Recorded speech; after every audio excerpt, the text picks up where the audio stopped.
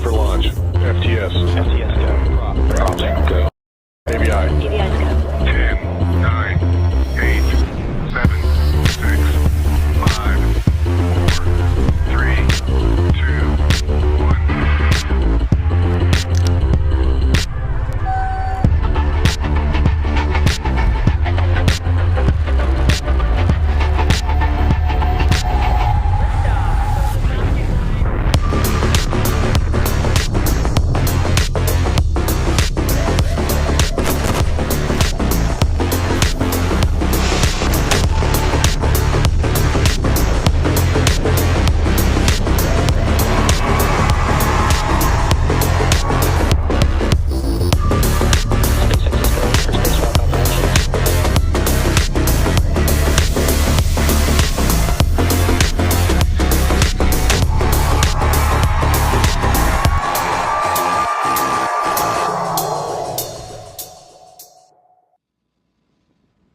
Good morning and welcome to the NROL-69 launch webcast. The Falcon 9 rocket carrying today's payload is currently awaiting liftoff from Space Launch Complex 40, or SLC 40, at Cape Canaveral Space Force Station in Florida in just about 8 minutes from now. Hey everyone, my name is Soumya Srivastava and I am a structures engineer here at SpaceX. Today's mission carries a national security payload designed, built, and operated by the National Reconnaissance Office, or the NRO. This mission continues the NRO's cutting-edge capability of building and developing the U.S. government's largest satellite constellation in history to deliver critical information that can only be obtained from the vantage point of space.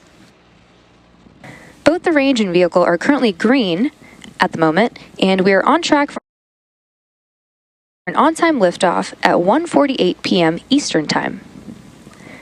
As a note, we will not be showing any Stage 2 or payload deployment views at the request of our customer. But there's still a lot to cover, so for now, let's meet our Falcon 9 rocket. Hello everyone, my name is Tyler Lionquist and I'm an analyst for Starlink.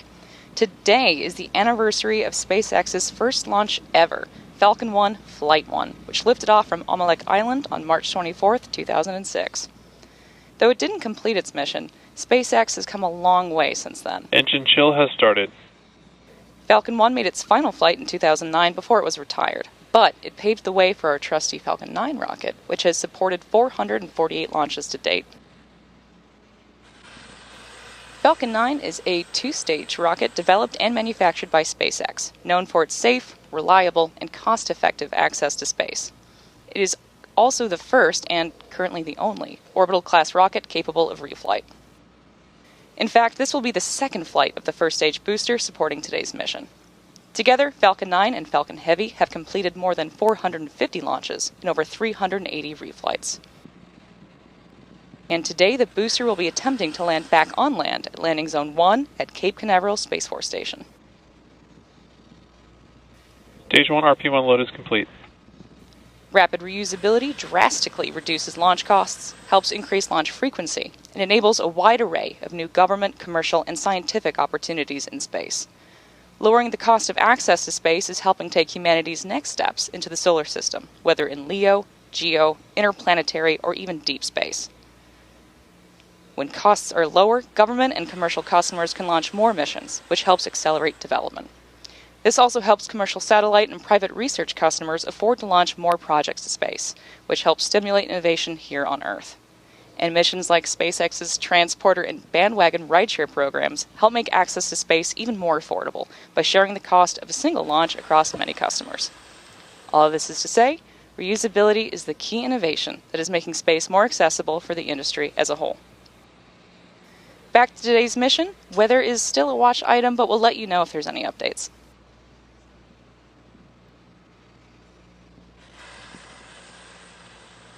Coming up shortly, the Transporter Erector, or TE, will retract away from the Falcon rocket. Falcon 9 tanks are pressing for strongback retract. The TE is the large truss structure you see there next to the vehicle. So first, the clamps will open up, which should be in about 25 seconds from now. And then after that, that will make way for the retraction of the strongback. You may hear the TE referred to as a strongback from the launch team, and it does a lot of heavy lifting in the lead up to launch. It's designed to transport, raise, Stromback recheck has started. and support Falcon 9 at the launch pad.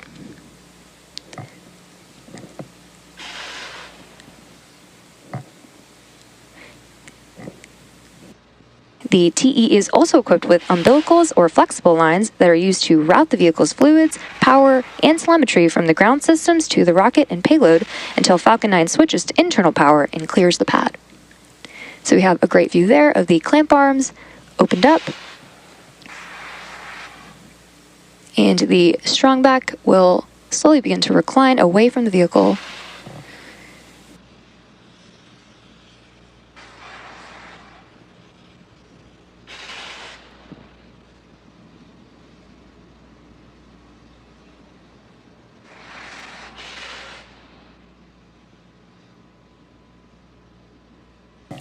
Now, at this point in the countdown, On countdown 1, this is LD pulling MD for a status check. Now, at this MD point is in the go for countdown, launch. both the Copy. first and second stages are nearly fully loaded with 1 million pounds of rocket-grade kerosene fuel and liquid oxygen. Both the first and second stages should finish propellant loading about a minute apart from each other, with the first stage finishing up at the T-minus 3-minute mark and the second stage finishing at around the T-minus 2-minute mark. With the first, as you may have noticed, there are white clouds forming around the vehicle, and those clouds are comprised of the chilled gas above the LOX tank that is vented overboard to maintain pressure in the tank as needed. And when that vented oxygen mixes with the warmer outside air, it condenses into clouds. At T-minus 60 seconds, Falcon 9 will be in startup, and this means that the rocket's autonomous internal flight computers will have taken over the launch countdown. After that, just inside of T-minus 2 seconds, we will light the 9 M1D Stage 1 LOX engines load is complete. for liftoff. Just heard confirmation of LOX load completion on the first stage. The payload continues to be healthy, and the Falcon 9 team is tracking no issues on the rocket. Weather is still looking green, and the range is ready to support our T0 of 1:48 p.m. Eastern Time. And with that, we are proceeding into the last few minutes of terminal count. So for our next major milestone, we are waiting for the call-out of second stage LOX loading completion. Stage 2 LOX load is complete. Great call-out, there it is. So the first and second stages are now fully loaded with over 1 million pounds of rocket-grade kerosene, fuel, and liquid oxygen.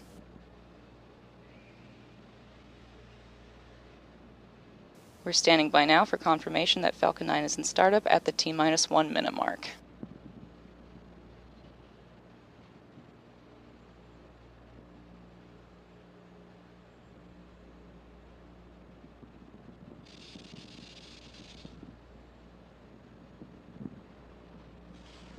Ground gas closeouts. Here's the confirmation of the gas closeouts beginning. You might notice an increase in white cloud formation near the vehicle. This is the result of a nominal groundside process where the TE liquid oxygen feed line is vented down ahead of liftoff.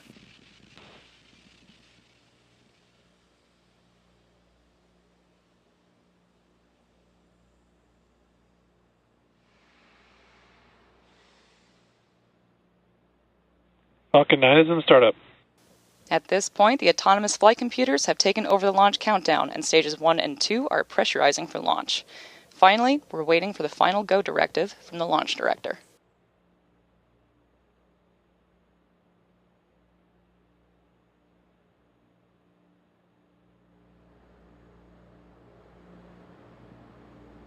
MD is go for launch. At T-minus 32 seconds, all systems are go. 30 seconds.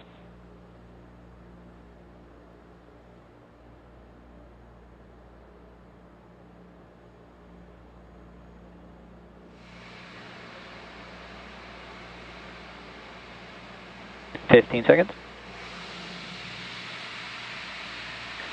T-minus 10, 9, 8, 7, 6, 5, 4, 3, 2, 1.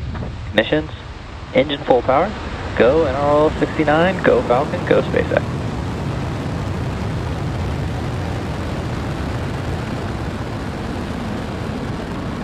Vehicle is pitching downrange.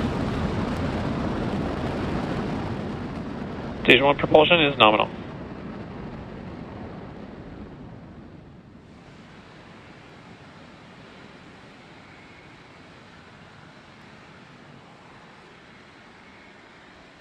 At T plus 30 seconds and counting, Falcon 9 has successfully lifted off from Slick 40 at Cape Canaveral Space Force Station. Coming up next, the vehicle will be passing through max Q, which is the point in the mission profile where the vehicle experiences the Falcon greatest 9 power and telemetry are nominal. the greatest amount of aerodynamic pressure.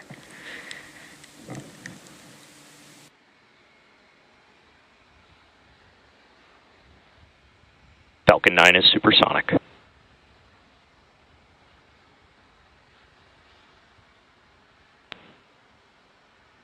Max Q. Great call out there for max Q, which is again when the vehicle experiences the greatest amount of aerodynamic stress. Coming up next, we'll have several events happening in quick succession, starting with MECO, followed by stage sub, Impact shell has started. SES-1, and then the boost back burn. Main engine cutoff, or MECO, is where all 9 M1D engines shut down to slow the vehicle down in preparation for stage separation, which is where the first and second stages separate from one another. Followed by this, the MVAC engine on the second stage will light, which is called out as Second Engine Start 1, or SES-1. This engine burn, lasting several minutes, will propel the second stage and the payload to orbit. The boost back burn will assist the first stage in returning to its recovery location at Landing Zone 1. In addition to these major events, the fairing halves will separate about 30 seconds after SES-1, so keep an eye out for all of those events that are coming up in just a few seconds. And as a reminder, we will not have any views of the Falcon 9 second stage or the payload at the request of our customer. Main engine cutoff. Stage separation confirmed.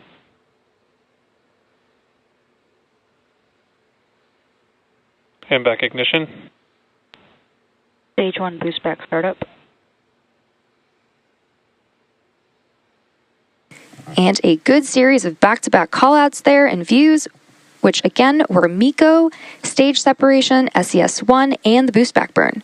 Coming up shortly, we should hear a callout for fairing separation, but again, as a reminder, we will not be showing it on screen.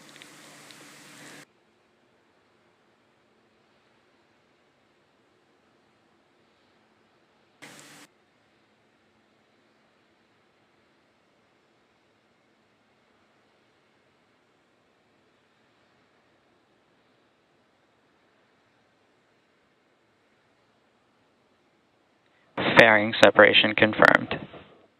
Good call out there, confirming fairing separation. We will be attempting to retrieve these fairing halves once they fall back to Earth with our recovery vessel, Doug. Stage 1 boost back shutdown. And a good call out there, confirming boost back shutdown. We are currently 3 minutes and 36 seconds into today's mission. Now, the next major milestone coming up in about 3 minutes from now will be the entry burn of the Falcon 9 booster as it continues on its journey towards Landing Zone 1. To start the entry burn, we'll relight 3 M1D engines, which is similar to pumping the brakes to slow down the vehicle as it passes back into the Earth's atmosphere. We need to slow down the vehicle to reduce re-entry forces, which then helps us recover and reuse the first stage. During the entry burn, Falcon 9 is decelerating by firing its Merlin engines, but it's still moving really fast. This causes the vehicle to fly through Merlin's exhaust gases, also known as the rocket's plume, which deposits a layer of soot on the vehicle surface. That soot comes from the carbon-based fuel that Falcon 9 uses, and with each flight, the soot builds up a little more on the outside of the vehicle.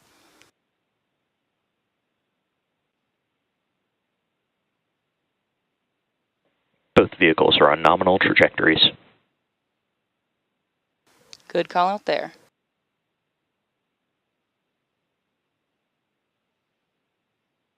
Reusability is the key to lowering the cost of spaceflight, which enables more investments in critical space infrastructure.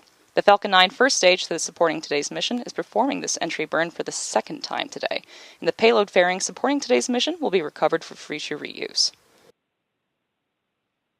So we should be hearing the call out for that entry burn in about 1.5 minutes from now.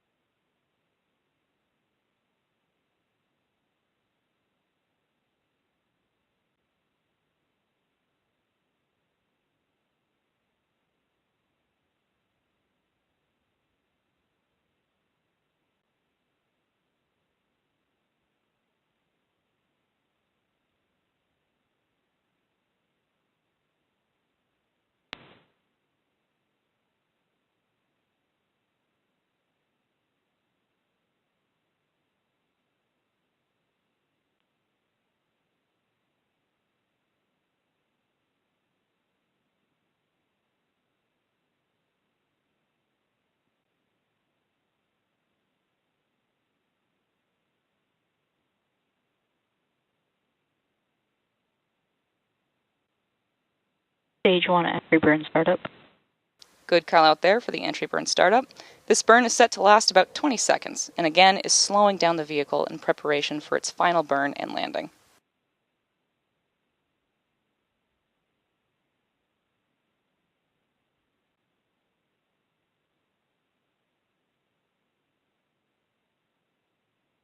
Stage 1 entry burn shutdown. And there you heard the call out. Stage 2 FTS is saved. There was the call out for the completion of the Falcon 9's first stage entry burn. Coming up next will be the first stage landing burn, which will start in about a minute from now. The Merlin engines on the Falcon 9 first stage are optimized for sea level, and these achieve 190,000 pounds of thrust, each during ascent and descent. At liftoff, Falcon 9's first stage has thrust greater than 5 747 airplanes at full power. Should be expecting the final burn in about 10 seconds from now. Stage 1 transonic. Stage 1 FTS is saved. Stage 2 is in terminal guidance.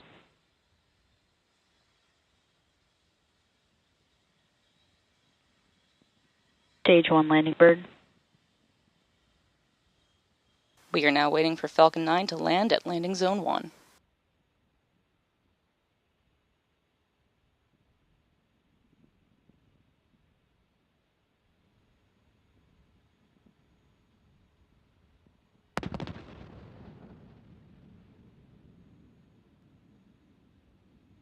Landing lift deployed.